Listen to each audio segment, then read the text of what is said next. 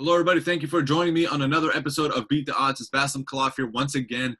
I am going to be doing an NFL picks for you guys this week, week 13. I did do it for week 11 as well. I ended up going 7 for 13. So just to give you guys a little idea of how well I did, that is above 60%. So not too shabby for my first time doing this. I just want to let you guys know I did do my research before doing all these. So I want you guys to be confident in these picks and as confident as I am heading into week 13. So without further ado, let's go ahead and get started. The first game on our 10 a.m. games, we have the New Orleans Saints visiting the Atlanta Falcons. We saw the Saints last game go against the Denver Broncos, who basically played without a quarterback.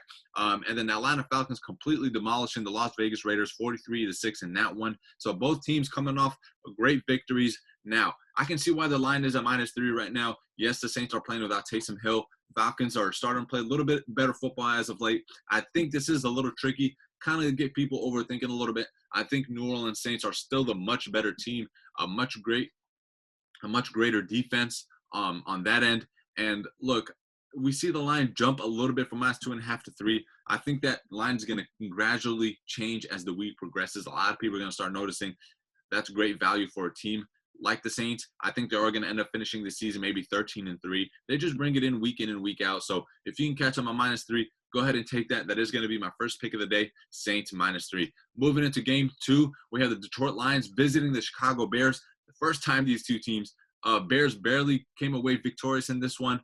Luckily, the Detroit Lions dropped the football in the end zone. That hurt them. But it seemed like Bears season was going uphill from there. But as soon as they hit the 3-0 mark, everything's just gone downhill. Look at the record now, 5-6. The lines have not changed in this game. Opened up at 44.5 for the total and a -3 in favor of the Bears. Still stay that way. If you can get the Detroit Lions, maybe like a plus 175, plus 200, take it because that's great value. I think Matthew Stafford has enough capabilities to beat a team like Chicago Bears because if he can put up points, how could the Bears do so? Mitch Trubisky can't do it. He can't throw the ball past 20 yards. So why not go ahead and take the Detroit Lions plus money line right here? I think that's a great value. So that is going to be my pick for game 2. Moving on to game 3, we have the Cleveland Browns visiting the Tennessee Titans.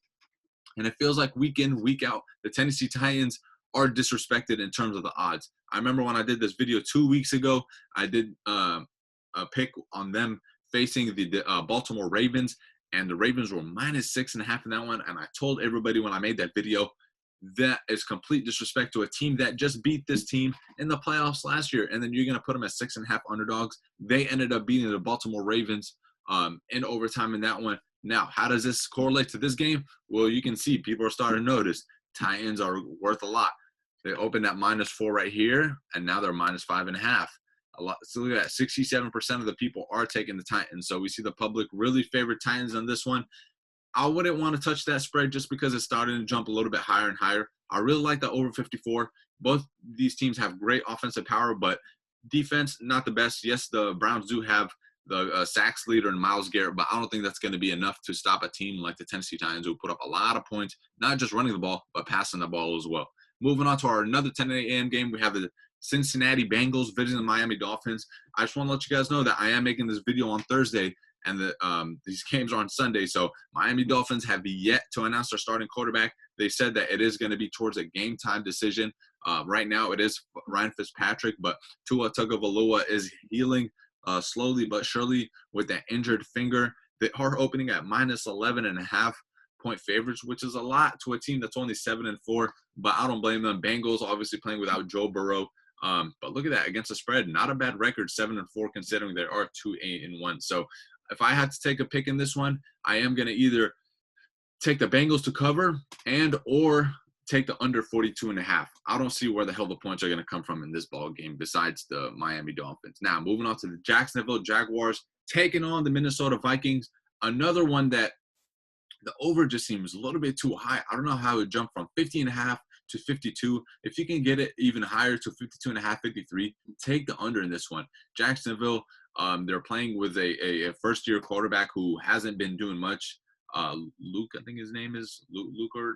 I really can't pronounce his name, but he hasn't shown me enough. I watched him a couple times so far this year. Not enough for them to have that line that high. But a -10, that's always too high. A spread in the double digits it's always scary for me to touch just because it's football. And you know what? These possessions are hard to come by. And a -10, you know what? That line's going to continue to jump. I already know.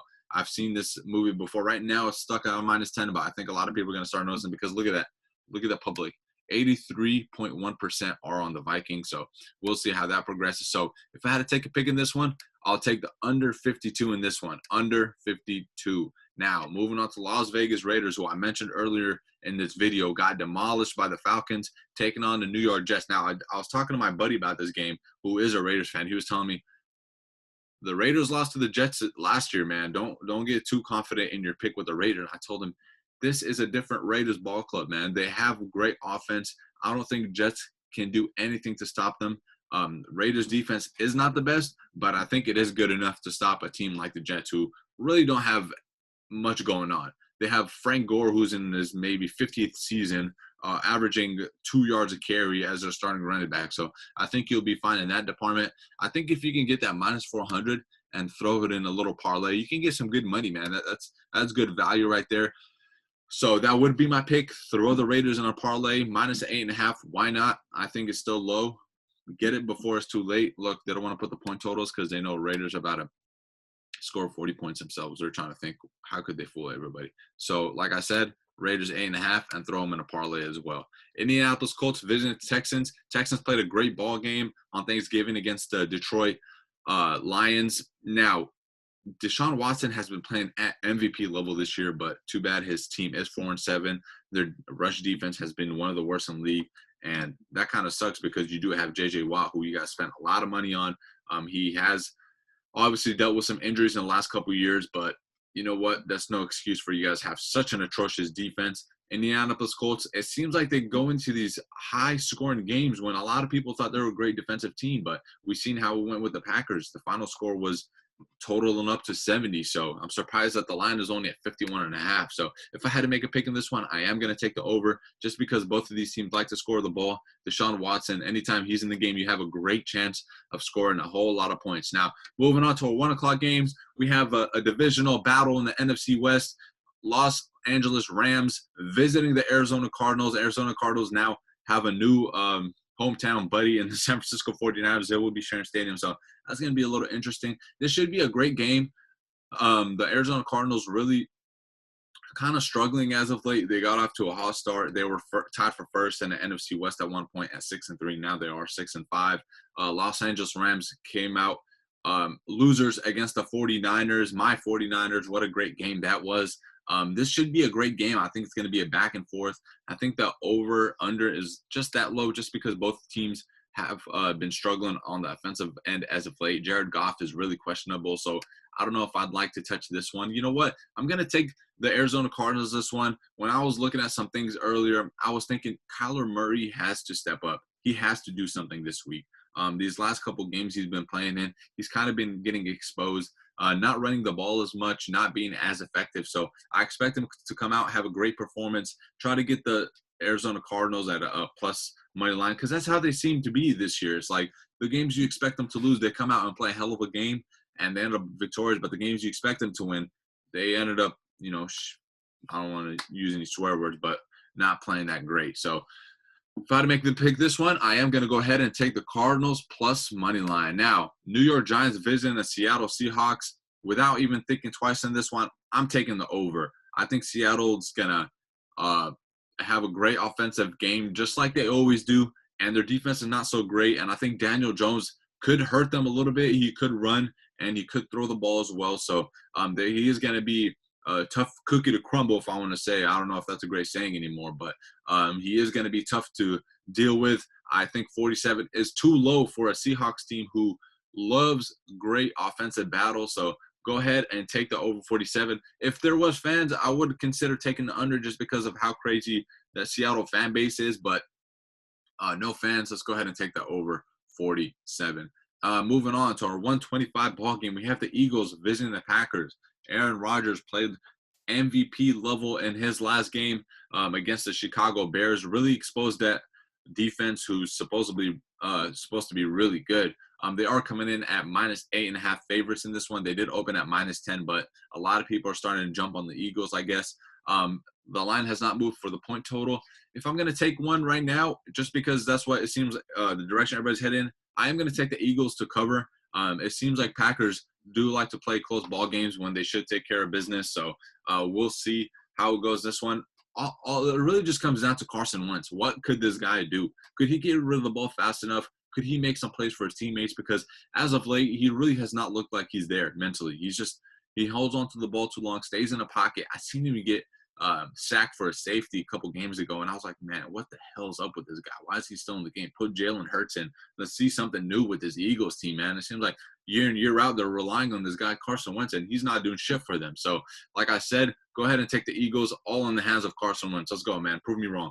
Next game, New England Patriots visiting the Los Angeles Chargers. Chargers are basically, this line's even. It's a pick 'em here. A lot of people were questioning, okay, is this a coaching mismatch? Do we have Bill Belichick, kind of went brain dead right there. Bill Belichick, is he going to just come in there and take care of a young quarterback in Herbert, or are they going to get exposed? And you know what? I think Patriots do have good enough defense to control Herbert. It's just whether Cam Newton, could he come in and play like the old Cam Newton we know, or like the Cam Newton that played well in the beginning of the year? He has been struggling as of late. Last game, he was barely – man, he was putting up some atrocious numbers. He couldn't even get the ball past the line of scrimmage. It was just bad for them. So I do expect them to come out victorious in this one. I think they want to keep their playoff hopes alive, and if they do want to, this is the game to start with right here. They have to take care of business against a young team like the Los Angeles Chargers. Now, moving on to our Sunday night ball game, we have the Denver Broncos visiting the Kansas City Chiefs. Not too much to talk about in this one. Go ahead and take the Chiefs.